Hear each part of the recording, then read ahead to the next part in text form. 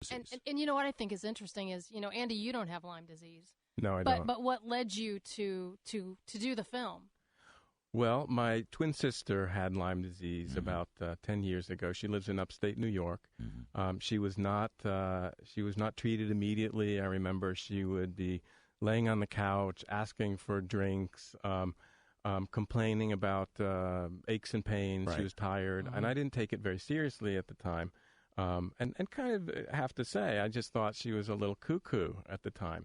And then about 10 years later, a friend of mine in California got very sick and with mysterious symptoms. She would walk into the supermarket and forget who she was. Wow. And not just where she was, but who she was. And then she got a diagnosis of MS, and then she got a diagnosis of ALS, which is really basically a death sentence. Right. And then finally got a diagnosis of Lyme disease. And they hit her with the antibiotics? Started treatment, and she's getting better. Okay. Wow. So it was through that. I was just shocked. I was shocked that Lyme disease could do that. And the more I looked into it, the more I saw there's just a massive number of people going through the exact same thing. What is the test for Lyme disease? Is it hard to test for? That's a great question test? because we were talking about is there a test? So easy. I was told by the doctor that treated me that there is no, conclusive test. The only way to do it would be a brain autopsy at death.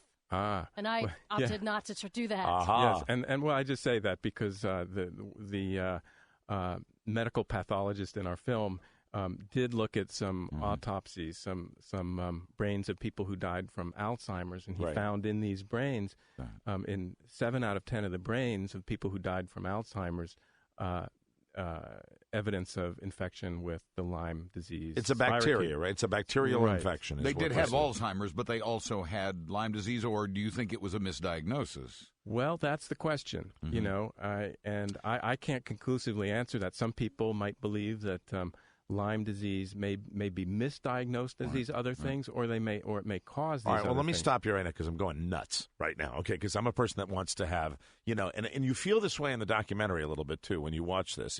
I say you're not objective, you are, because it kind of you give both sides of the story. But what's driving me crazy? Clearly, there are people in this documentary that have issues that are corrected with these massive doses of antibiotics over a long period of time. You see it. You see them ill, and they're not faking it. It's obvious, and you see them get better. How do we get our physicians or our medical community to take this seriously? Because there are people that are getting better that are being helped with this course of action. That's all I saw that I said is the definitive Well, I think thing. that's why I wanted to make a movie. Right. That's why I wanted to make a film about this, to show it, because the detractors, the medical detractors, are saying there's no evidence. Where's the science? Show me the evidence. Right. And the problem is there are no good tests. We have bad tests. That's what we have. About 30 to 50% of people who test negative may be positive. Wow. Are positive. That's too many. So it's yes. So most people, even if they go to their doctor to get it, they go to their doctor. They think, oh, I might have Lyme disease, or can you test me for Lyme disease? They get tested. The test comes back negative. You're fine. And that's where it's left. And you're talking about thousands and thousands and thousands of people all over the country. Yes, and then 10 years later, something happens. I just want to say there's a story. One of the women that I came across in the film, she was diagnosed with Lyme disease at the very beginning of this epidemic in Boston by one of the leading Lyme physicians, and she was treated for a couple weeks with antibiotics, right, and said that she's cured. She doesn't have Lyme disease anymore. Then maybe about 20 years later, she's in California. All of a sudden, she's crippled. She's in a wheelchair. Both of her children are sick, and she doesn't know what's going on. Her doctors are diagnosing her with all sorts of things, including even AIDS. And it was finally at some point she was able to connect the dots. And she got better? She's being treated right now, and she's getting better. But the problem is when you get to late stage like that, there is a point of no difficult. return. And I mean, at the very end of this film, you see that there are people that actually have died, and they've died because they believe it's Lyme disease. But because we don't have the tests, and you've got so much argument on both sides of the aisle as far as the medical community is concerned on this issue. Is there any light at the end of the tunnel? Is this film done any good? Are the organizations doing any good? Where do we stand right now? Well, I want to offer hope. Okay. I don't want to say that the end of the tunnel is dark and that there is no hope. I don't want to just scare people with the film. It is a scary film, though. It's a scary film, but it's an inconvenient truth, and we need to look at it that way. We need to wise up. We need to. Does Al Gore have Lyme disease? No, I'm sorry. I just had to ask. No, but President Bush was diagnosed with Lyme disease. That's the reason. Yes, I can't remember. That's it. Now I get it. Rob, you had a question. Yeah, with all the research you've done, and I mean, it seems like science can do anything if they put their mind to it. Do you think if they set out to do it, they could come up with a conclusive, effective test for it? Absolutely. But they're just not doing it.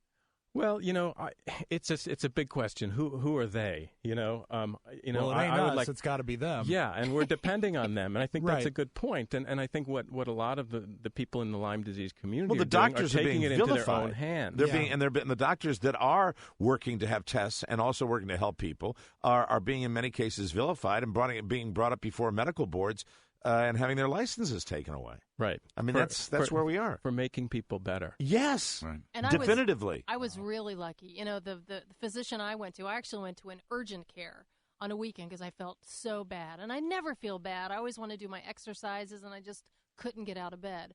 So I go to this urgent care, and I was also lucky in the fact, and if you guys remember me talking on the show. I remember last time it was your last go-round here. It was 2 bites on my ass. So Very nice. Yes, thank you very and he much. looks at it, and he said, I think you may have been Beth Ann. bitten by a tick, 2 ticks. He said, you need to go to this guy. So I go to this guy at this well-known place around here, and he said, I'm going to test you, and I know you will test negatively, but I'm going to treat you for Lyme disease anyway. What's the worst that can happen? So I went through 2 cycles of treatment. And after seeing your film, I said to her, she got a good one. She got a lucky. good Obviously, doctor a smart who guy. was able to give her the massive doses of antibiotics. it all and started eliminate it. At the beginning. Right. I mean, Right. that's what's It all important to started say. with the physician, really, at the urgent care. Why is the medical community so in the dark, so reluctant? I mean, we've always had ticks. Have we always had Lyme disease? Why are we only hearing about it now? Is it because we're in the dark? Well, we're not only hearing about it now. That's the irony. We've been hearing about it. It's been there since the 1970s. And in the 1980s, there was sort of it was on the cover of Newsweek as the mysterious new disease, and then it sort of dropped from radar. Yeah. So it's been around. Some people, to be honest, one of the things that got me interested in this topic in the first place was there's some theories that the spirochete that causes Lyme disease was actually bioengineered or re-engineered as a weapon of bioterror. And when you say spirochete, somehow I envision a psychedelic bird in a cage. Okay. Yeah, man. Hey, man, that's my spirochete.